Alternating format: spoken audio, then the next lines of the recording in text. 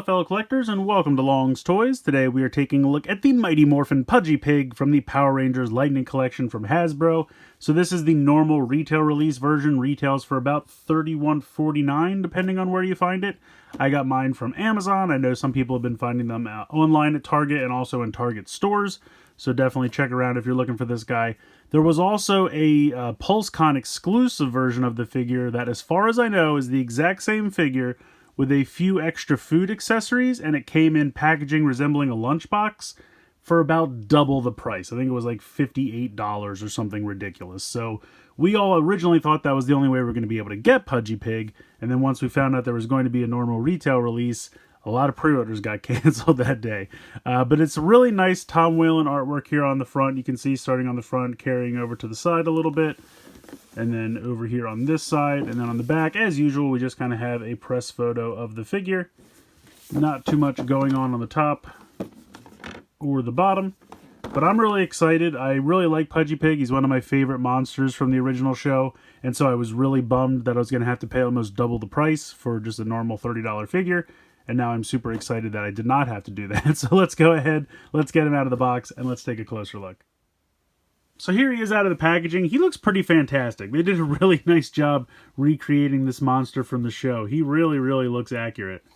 I think they did a nice job with all the detailing, all the texture on the pig's skin, and kind of the blending of the different colors and shades. All really well done. He's got some heft to him. He's really kind of weighty. And I'm really worried that maybe these hip joints are going to give out over time. So far, they're holding their own. It's not a problem, but we'll see how it goes, because he's got a lot of heft. He's got this massive head crest here for the top of his helmet, which I think looks really, really good. It's got some kind of like, you know, shading and almost like a black wash to it to kind of make it stand out, which I think looks really, really sharp. Really nicely done. I'm glad they decided to actually do it out of plastic. If they would have tried to actually make it like a soft goods or something, or some kind of fluff, I don't think that would have worked, so I'm glad they decided to go this route. This comes as a separate piece in the packaging. You just kind of have to snap it into the top of his head. But yeah, really nice detailing here. Articulation, he has not really a butterfly joint here in the corner. It kind of moves around in a ball joint. And then you have the typical hinge and swivel for the shoulder. You have a hinge and swivel in the elbow, and a hinge and swivel in the wrist. He does come with some alternate hands we'll get to in a minute. Down here, he's got kind of like a ball joint going on. It's almost like his waist joint in a typical figure. You do have a ball joint for the hip where you can kind of kick out to the side a little bit. Can't really kick forward. You kick back a decent amount. I guess you can kick forward a little bit. He's got a thigh swivel, double jointed knee joints, which they're pretty tight on mine, but they are working. Then you have the hinge and rocker down here for the ankle. So pretty much all the typical articulation you'd expect. But the most important part of articulation is the massive opening mouth. Look how huge that opens up. I'm going to pop his fork out here just to use something as a test, if I can actually get it out. Apparently he does not want to let go of this fork, or he just doesn't want to eat the fork. So this can go pretty deep into the mouth. So if you're trying to simulate him eating the power weapons or anything like that, I mean, there's no like, you know, eat them all the way and then get them out the other end kind of a thing. I've seen some toys, you know, where you have to actually swallow the toy and then there's like a compartment on the back to retrieve it. That's not the case here, but it does open really wide. And I think that's really cool. And you can see the tongue and everything is nicely detailed. He's got his little teeth here. So they did a really great job with this figure. I like him a lot. I think he looks really, really cool. Real quick, I wanted to show off the other accessories that he comes with.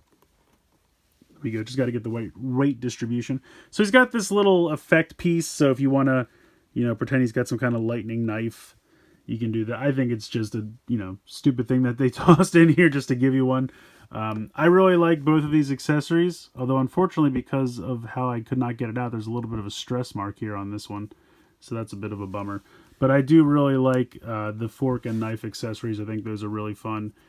And they are a little tight to get into these hands. So be a little careful. And there's not really a great way to do it. And you can see he's already starting to go a little bow-legged there. Just have to find the right weight distribution. The only other thing he comes with is an extra set of hands. So you get a closed fist right hand. And then you get just kind of an open left hand. So you can just pop out the other hands, pop them in. And I wanted to do a size comparison real quick So here he is with the Mighty Morphin Blue Ranger. It's not that bad, honestly. The monsters in this line have always been a little bit bigger than they should be. I feel like Pudgy Pig is a little closer than, say, King Sphinx or Pumpkin Rapper, because he was always kind of a little more squat. But I feel like he could be like half an inch shorter, and he'd probably be a little bit better. But it's honestly not too bad as far as the size comparison goes. But yeah, I think this is a really fun figure. I think they really did a nice job with it. Like I said, I think this is one of my favorites from Mighty Morphin, and I really love the fact that the mouth can open so wide. It would be nice if this release had some of the fake food, but you can get little fake foods from other things or other action figure lines or things like that, and just kind of have him eat those things instead.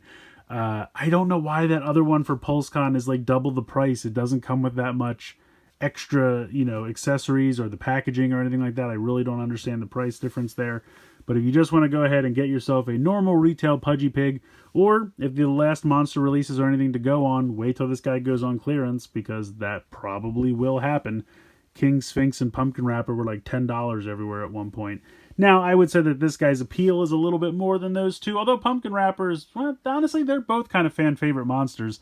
But I feel like the Pudgy Pig has even more appeal. But we'll see how it goes. Only time will tell. I definitely recommend picking this guy up at some point, as long as you can get a hold of him, and definitely do not buy the the PulseCon one, unless that goes on clearance in the future. It's very possible that might eventually sit around, and we'll have to. Only time will tell. But this is a great figure, so get whatever the cheapest Pudgy Pig you can get. I think he's definitely worth adding to your collection. Let me know what you guys think in the comments below. Please like, share, and subscribe. Hope you guys enjoyed this video, and as always, thanks so much for watching.